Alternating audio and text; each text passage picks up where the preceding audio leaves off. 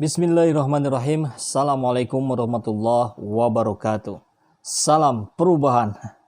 Sahabat semua, saat seseorang diserang oleh buzzer RP, maka saat itu kita harus membela orang tersebut. Ya, ungkapan ini kita tujukan kepada Mahfud MD. Hari ini Mahfud MD diserang oleh Ferdinand Huta Hayan.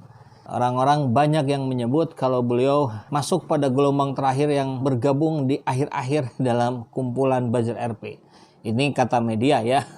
Atau setidaknya ketika kita membuka media sosial, banyak sekali bertebaran kata-kata seperti itu. Atau minimal bisa kita sebut sebagai orang-orang yang terus-menerus membela pemerintah secara membabi buta. Ya kita tahu ya, kemarin Pak Mahfud MD mencuitkan di akun Twitternya, mengharukan, ada seorang kaya raya di Jawa Timur meninggal ketika sedang menunggu antrean penanganan. Beliau juga kurang lebih menyampaikan bahwa ada juga profesor yang meninggal dunia karena berkorban bagi anak muda saat keduanya sama-sama terjangkiti virus corona. Ya, ini diserang oleh Ferdinand Huta Hayan sebagai kalimat yang tidak layak diucapkan oleh seorang menteri di kabinet pemerintahan. Kan harusnya minta maaf dulu sebagai bagian dari pemerintahan. Ya, saya kira sebagian dari kalimatnya bisa jadi masuk akal. Tapi kan kita tentu harus melihat konteksnya. Kita tahu bagaimana dinamika yang terjadi di jajaran pemerintahan kabinet Pak Jokowi hari ini. Ada pertarungan juga. Saya kira rakyat Cilata pun melihat ada ketidaksepakatan antara satu menteri dengan menteri lain. Dan di titik ini, saya kira apa yang dilakukan oleh Mahfud MD adalah sebuah kritikan keras buat pemerintah. Kritikan yang dilakukan dari dalam. Untuk kali ini saja.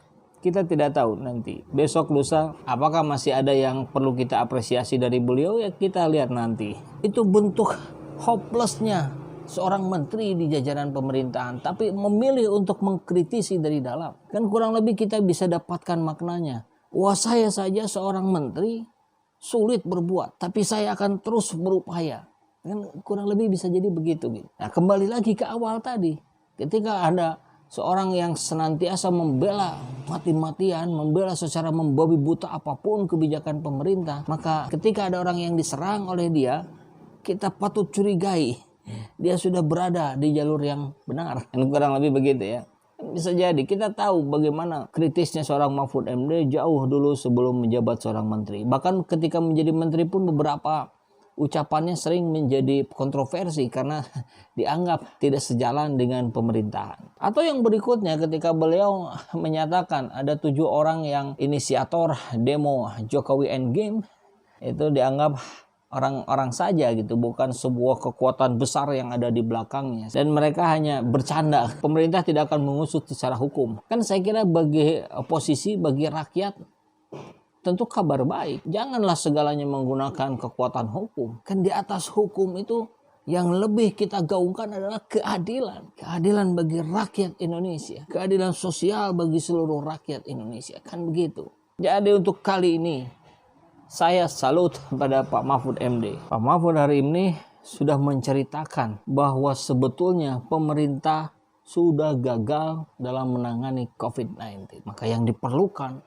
adalah perubahan strategi secara besar-besaran. Dan kalau perlu pergantian pemain. Kan gitu ya. Masih banyak orang hebat di negeri ini. Masih banyak orang yang berdedikasi untuk bangsa ini. Saya kira pemerintah harus membuka mata, membuka telinga. Lihat siapa potensi-potensi yang mampu membuat Indonesia secepat mungkin keluar dari pandemi ini. Bukan orang-orang yang malah membisniskan kondisi ini. Bukan yang menjadikan COVID-19 ini sebagai alat gebuk kekuasaan. Bukan yang menjadikan COVID-19 ini justru adalah bisnis triliunan di belakangnya. Mudah-mudahan Pak Mahfud terus bersuara kritis di dalam pemerintahan hari ini. Kita doakan ya.